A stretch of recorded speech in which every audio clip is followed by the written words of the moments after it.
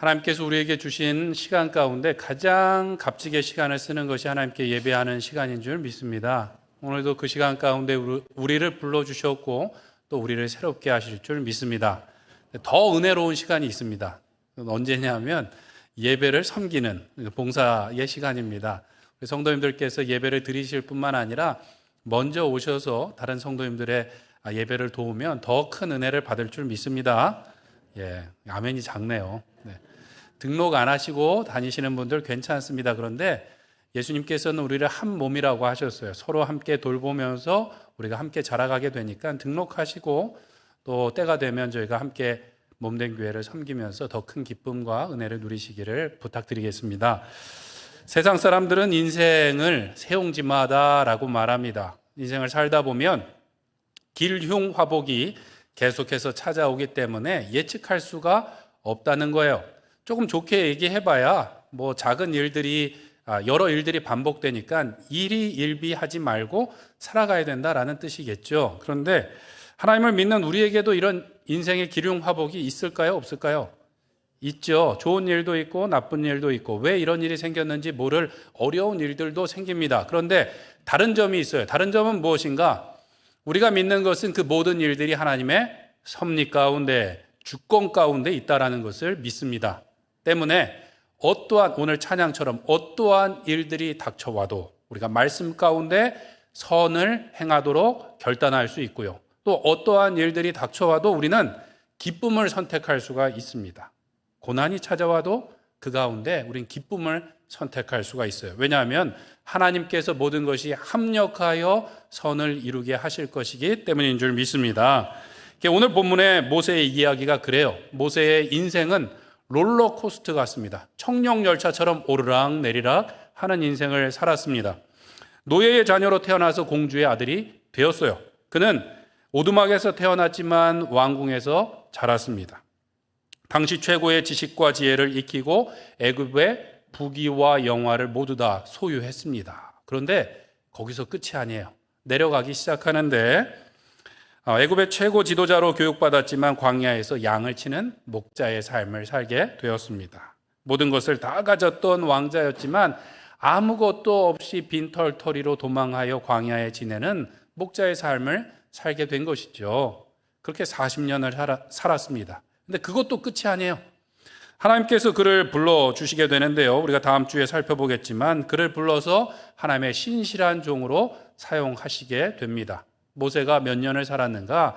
120년을 살았는데 재밌게도 40년씩 이렇게 딱 떨어져요. 40년은 애굽의 공주의 아들로 살고 그 다음 40년은 광야에서 목자로 살고 마지막 40년은 하나님의 종으로서 주의 일들을 감당하게 되었습니다. 미국의 유명한 부흥사 목사님인 무디 목사님은 그의 삶을 그래서 이 세 가지 문장으로 표현을 하는데 첫 번째, 공주의 아들로 살았을 때는 아마도 모세가 자기를 가리켜서 I am somebody, 나는 대단한 사람이야 라고 말하면서 살았을 거라는 거죠. 왜 그렇습니까? 공주의 아들로서 왕궁에서 자라면서 최고의 것을 먹고 최고의 것을 입고 최고의 것을 배우면서 모든 권세와 부귀와 영화를 누렸기 때문에 나는 대단한 사람이야 라는 인식을 갖고 있었을 것이고 또 한 가지가 있습니다. 그의 어머니 요게벳이 어린 모세를 젖먹이면서 교육했어요. 뭐라고 교육했는가? 너는 분명히 히브리 민족을 위해서 하나님을 위해서 큰 일을 할 거야 라고 교육을 한 것이 분명해요. 왜? 오늘 본문에 보면 그가 자기의 형제, 자기의 동포들을 돌아보기 위해서 나갔더라는 것이죠. 어쩌다 나간 게 아니에요. 그가 결단하고 나갔고 어쩌다가 이스라엘 백성들 돕다 보니까 애굽 사람을 쳐 죽인 것이 아닙니다. 작정을 하고 나가서 보니까 좌우를 살펴서 사람이 없는 것을 보고 애굽 사람을 죽이게 된 것이죠. 그러한 일들을 가지고 그는 분명히 민족을 구원할 사람으로 대단한 일을 할 수 있는 사람, 해야만 되는 사람으로 알고 그가 살아왔다는 것이죠. 몇 년을요? 처음 40년 동안. 그런데 모세의 생각대로 모든 일이 되지는 않았습니다. 그가 애굽 사람을 쳐 죽이고 모래 속에 감추었는데 그것이 탄로가 났어요. 그런데 그 다음 날도 나가서 동족들에게 다투는 것을 좀 화해시키려고 했더니 누가 당신을 우리 재판관으로 삼았느냐? 누가 당신을 우리 지도자로 삼았느냐라고 거부하게 됩니다. 그래서 바로도 이 사실을 알고 모세를 찾아 죽이려 하게 되는 것이죠. 그래서 모세는 두려워서 미디안 광야로 도망하게 되었습니다. 죽는 것이 두려웠지만 아마도 그의 마음속에 자기 자신에 대한 실망이 있었을 것 같아요. 대단한 사람으로 알고 또 뭔가 큰 일을 해보겠다고 나섰다가 일이 잘못되었고 이스라엘 백성들도 자기를 거부하는 것을 보고 그가 도망하게 됩니다. 도망자였지만 미디안 광야에서 여자 목동들을 도와주게 되죠. 그래서 그들의 아버지 르우엘, 이드로의 사위가 되어서 그 광야에서 지내게 됩니다. 광야에서 무엇을 했나요? 화려한 왕궁이 아니라 황량한 광야에서 천막에 거주하며 장인의 양을 치게 되는 것이죠. 몇 년 동안요? 40년 동안. 이제 3장 1절에 보면 나오는데 모세가 도망하여 광야에서 누구의 양을? 장인의 양을 치더라는 거예요. 누구의 이야기와 비슷한가요? 야곱의 이야기와 비슷해요.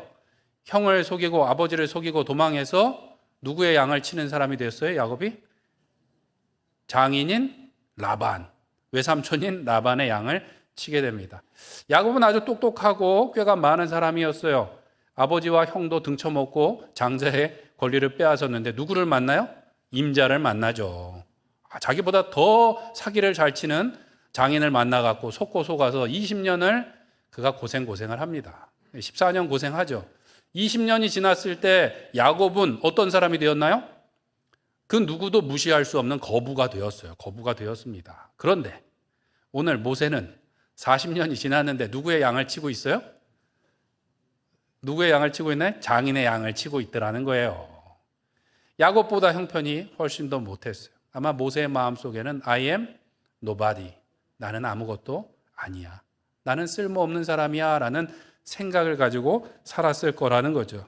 그러다가 오늘 보면 이제 23절에서 25절에 보면 이 구원의 이야기가 하나님께로 넘어갑니다. 이스라엘 백성들이 고통 가운데 부르짖는 소리를 듣고 하나님께서 그 조상들과 했던 약속을 기억하시고 이스라엘 백성들을 돌아보기로 하시죠. 그래서 이 모세를 부르시고 사용하시게 됩니다. 마지막 40년은 모세가 하나님께 붙들려서 사용되게 됩니다. 그때 모세는 아마도 I am God's body. 나는 하나님의 친구, 하나님의 사람이야 라는 생각을 가지고 살아갔을 거라고 이야기를 합니다. 오늘 우리 자신을 바라볼 때 우리는 어떤 사람인가요? 나는 대단한 일을 할 수 있고 해야만 되는 somebody라고 생각하십니까? 아니면 나는 뭘 해도 잘 안 되는 nobody 같은 사람이십니까? 아니면 우리는 하나님께 부름받은 존귀한 자녀이고 예수님의 제자이고 영적인 군사로 부름받았다라는 어떤 확신 가운데 살아가고 계십니까? 예, 아멘이신데 좀 작아요. 왜 그런가?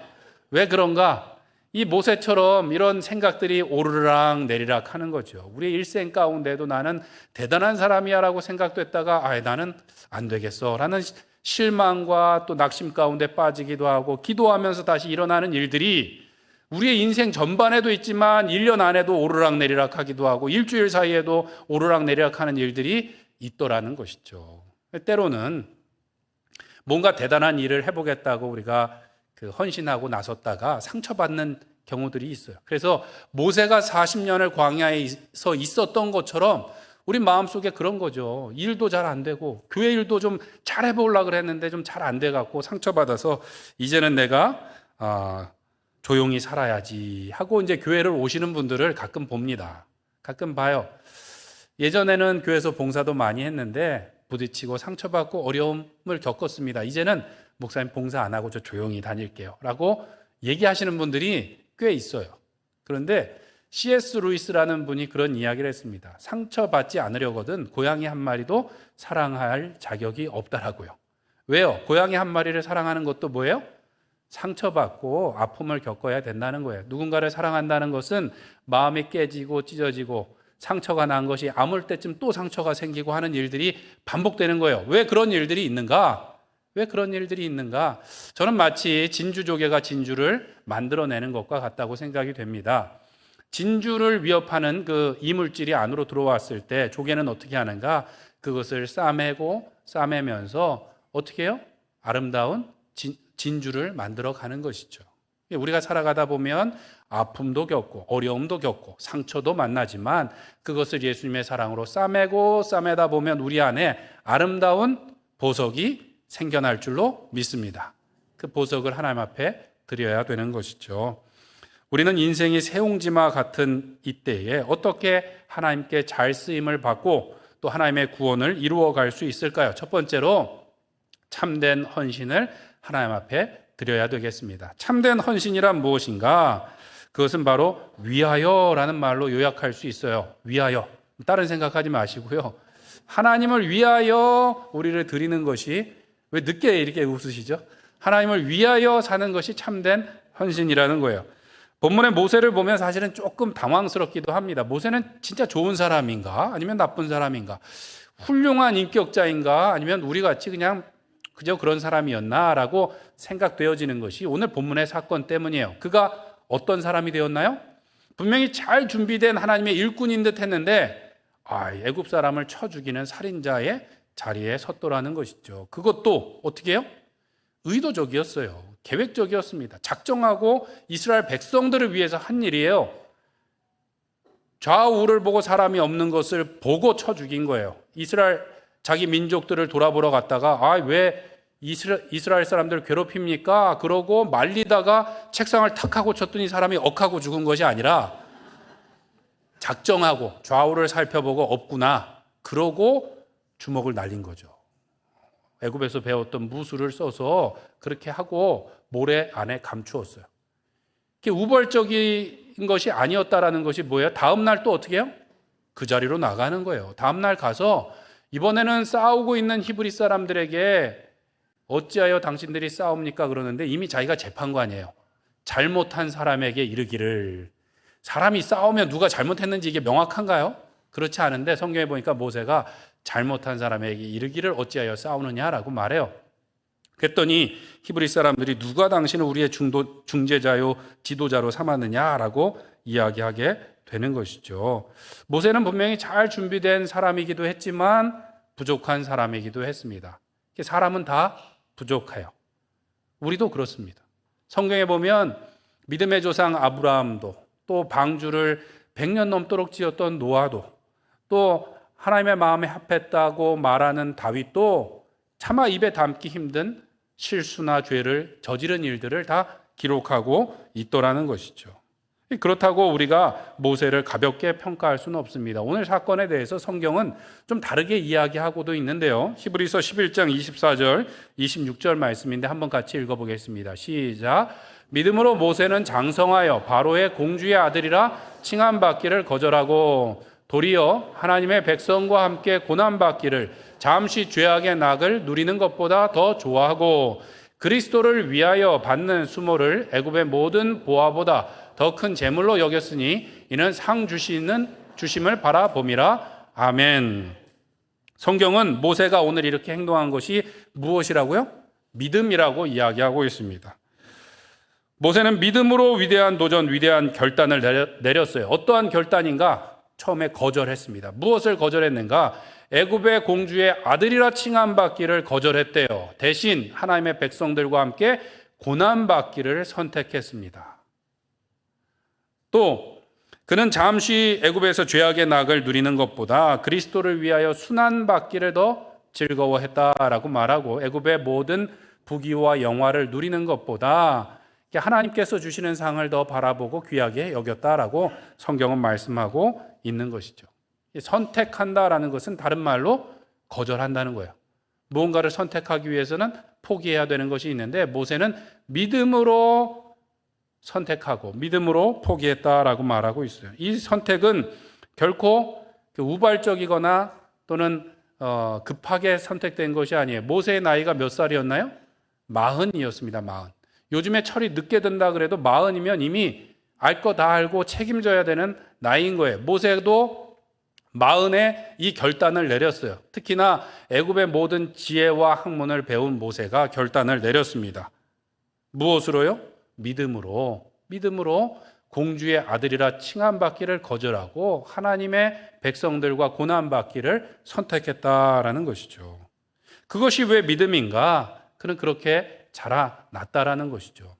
우리가 지난주에 살펴봤을 때 바로의 공주가 아기 모세를 건졌습니다.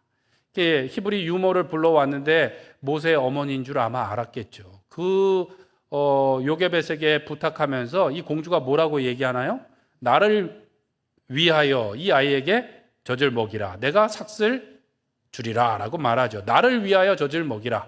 모세의 어머니가 누구를 위하여 젖을 먹였을까요?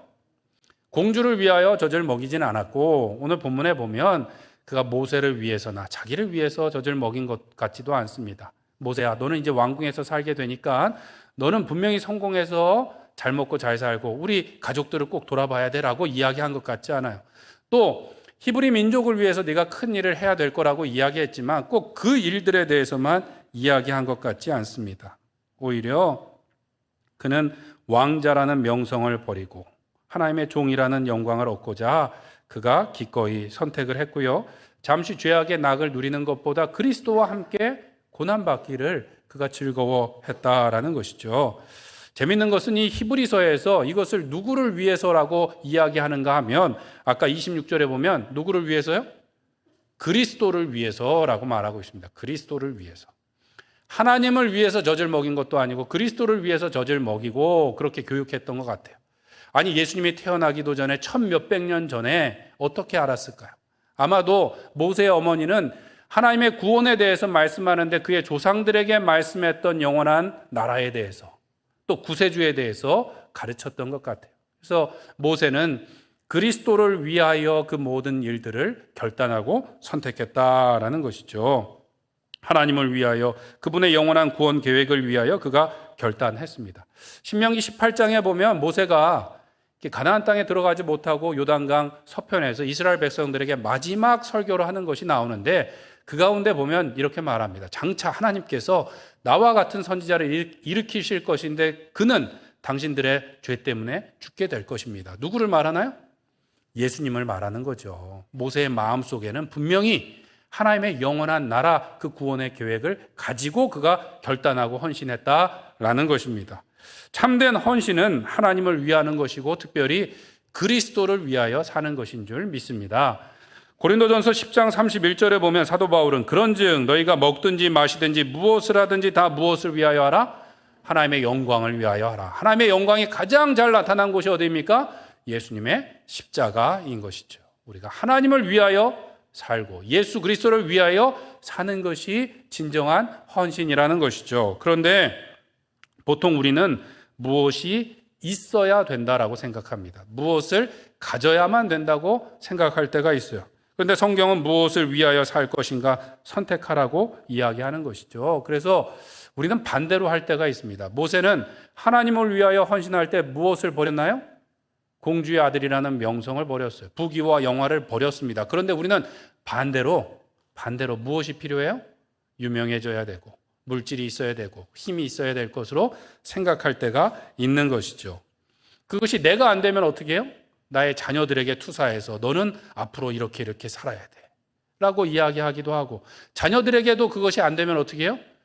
교회에 그것을 요구할 때도 있습니다. 우리 교회도 강남의 의리의리한 교회처럼 그 건물을 크게 가져야 되고 풍성한 재정을 가지고 많은 일들을 해야 하나님께 영광을 돌릴 수 있을 것으로 생각하고 우리 목사님이 더 날씬해지고 잘생겨져야지 사람들이 더 많이 올 텐데 성도님들이 더 많이 올 텐데 설교를 더 잘해야 될 텐데 라고 생각하시는 거 좋은 뜻으로 이야기하시기도 하지만 우리 마음속에 뭐예요?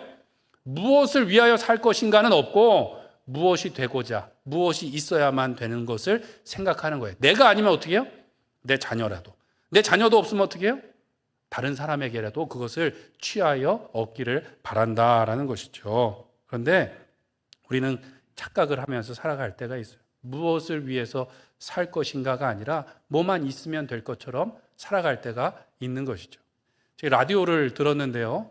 한 자녀분이 사연을 올렸는데 TV를 보면서 엄마 아빠가 그렇게 싸우더래요. 백종원 씨가 나왔는데 엄마가 아유 저 사람은 요리도 잘하고 돈도 많고 자상하고 얼굴도 잘생기고 얼굴 잘생기지 않았는데 이제 잘생겨져 보이는 거죠.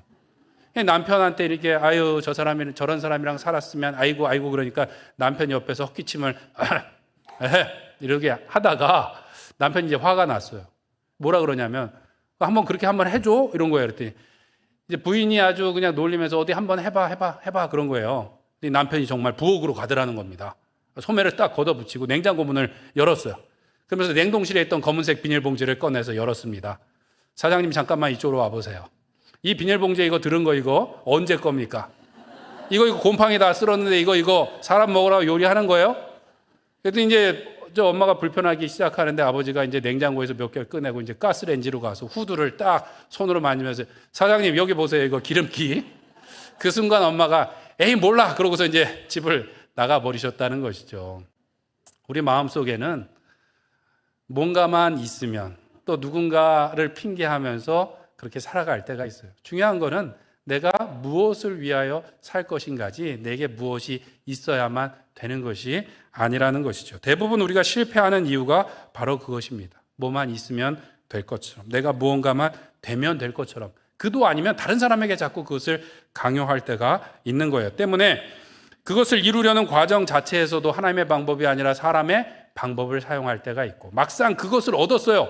그렇게 바라던 물질과 힘을 얻었는데 어떻게 쓸지를 모르고 오히려 그것이 우리의 주인이 될 때가 있고 그것 때문에 우리가 오히려 죄를 범하거나 망칠 때가 있다는 것이죠. 우리는 무엇을 얻고자 무엇이 되고자 하기보다 하나님을 위하여 살고자 결단해야 될 줄로 믿습니다. 왕자와 공주와 같은 명성을 얻기보다는 나는 예수 그리스도의 보혈로 구원받은 죄인입니다 라고 고백할 수 있어야 되겠고요. 세상의 부귀와 영화를 구하기보다는 하나님의 은혜와 은사를 구하는 삶을 살아야 되겠습니다. 또 큰 권세를 가지고 내가 다스리기 원하기보단 예수님의 몸된 교회를 섬기기를 결단하며 나가야 될 줄로 믿습니다. 인생은 속도가 아니라 방향이라고 말하지 않습니까? 방향. 어떤 방향이 더 중요하대요. 방향이라는 것은 우리가 무엇을 살까를 날마다 선택하며 나가면 오히려 그것이 옳더라는 것이죠. 꼭 국회의원이 돼야 되고 판검사가 돼야지만 뭔가 큰 일을 할 수 있는 것이 아니라는 것이죠. 뭔가 우리에게 큰 조직이 있어야 되고 가진 것이 많아야만 하나님을 위해서 살 수 있는 것은 아닙니다. 우리의 직업이 무엇이든지 우리가 하나님을 위하여 살기로 작정할 때 산 위에 있는 동네가 숨기지 못하는 것처럼 하나님의 빛을 드러내는 주님의 자녀가 될 줄로 믿습니다. 콜센터 직원이라도 한 사람을 대할 때 그리스도를 대하는 것처럼 대하고 AS 직원으로 방문해서 뭔가를 일을 할 때도 예수님을 대하는 것처럼 우리가 대한다면 반드시 하나님께서 우리 가운데 역사해 주실 줄 믿습니다. 우리 교회에 등록하시는 분들 중에 정말로 여러 번 제가 그 이야기를 들었습니다. 어떻게 예수님을 믿게 되셨습니까? 천주교에 다니셨는데 예수님을 한 번도 믿어본 적이 없는데 오셨어요. 어떻게 오셨습니까? 아무개 씨가 믿는 예수님 나도 한번 믿어보고 싶어서 왔노라고 이야기하시는 분들을 제가 여러 봤습니다. 우리 교회 얘기예요.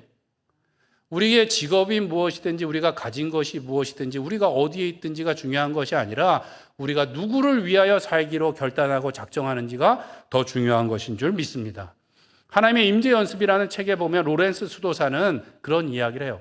사람들은 참으로 이해할 수 없대요.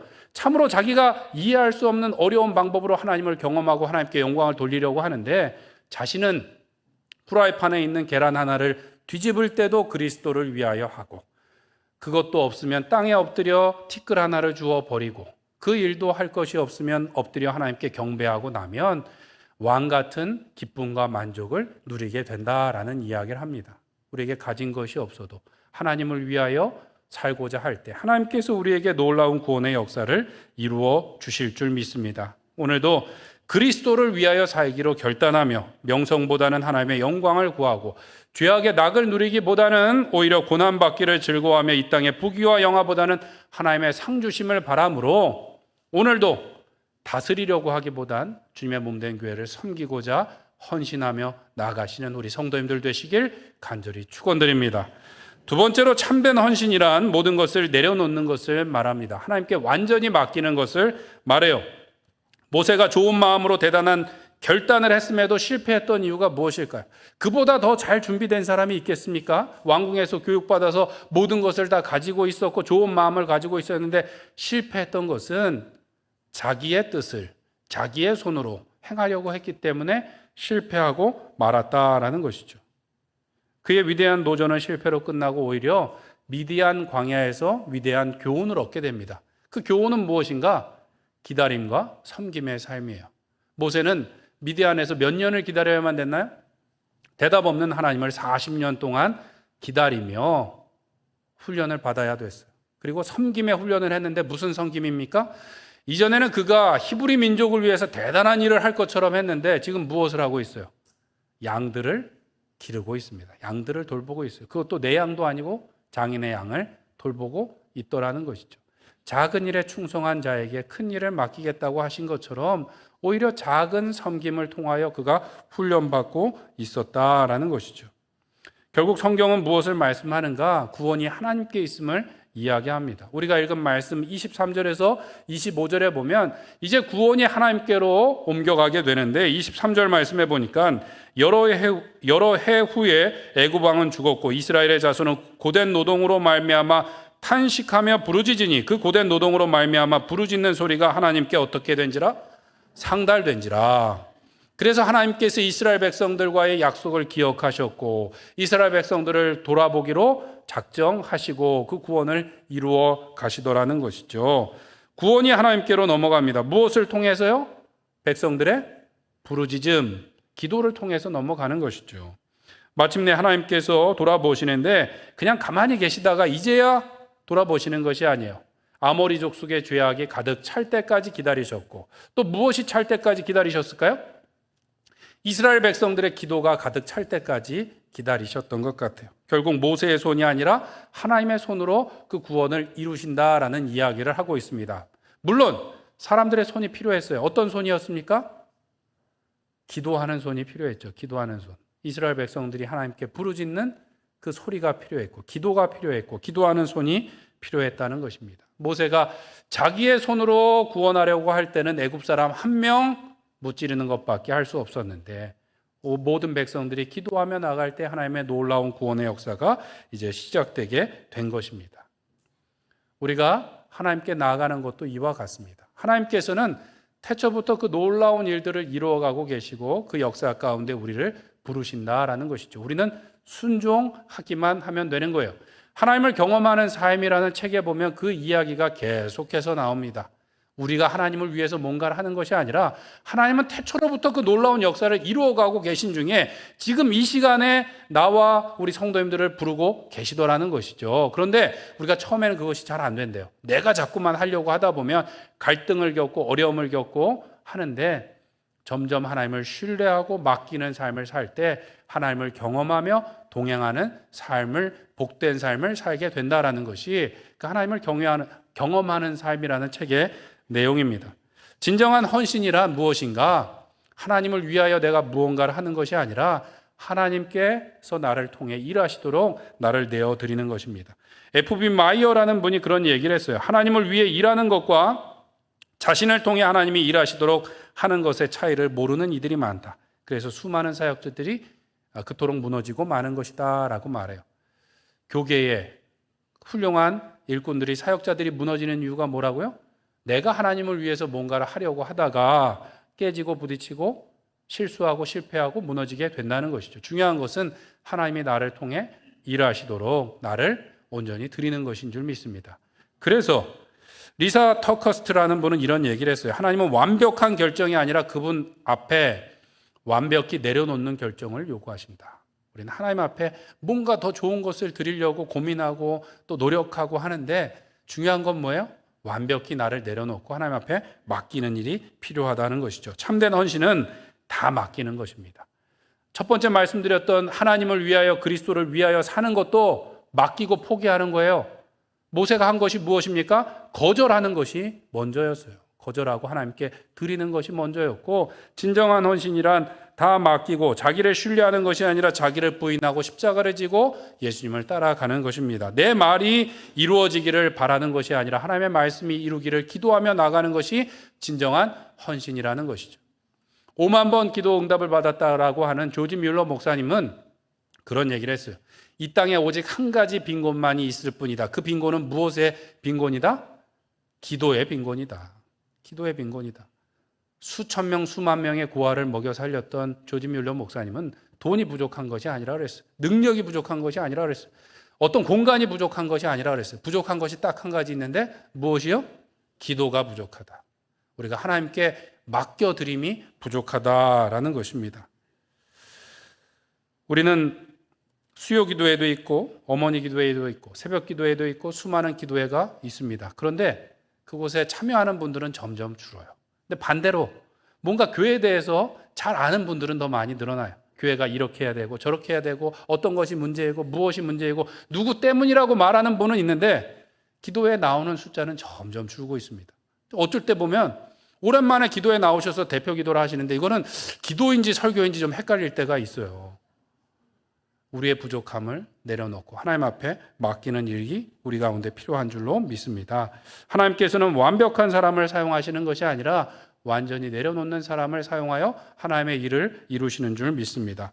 우리 마음속에 붙들고 있는 것, 붙잡고 싶은 것, 또 내 손으로 붙잡고자 하는 것을 내려놓고 빈 마음과 빈 손으로 하나님 앞에 기도함으로 하나님의 구원이 우리의 삶에, 우리의 가정에, 우리의 교회에, 또한 우리 나라 가운데 임하도록 쓰임받으시는 우리 모든 로뎀교회 성도님들 되시길 간절히 축원드립니다. 우리 함께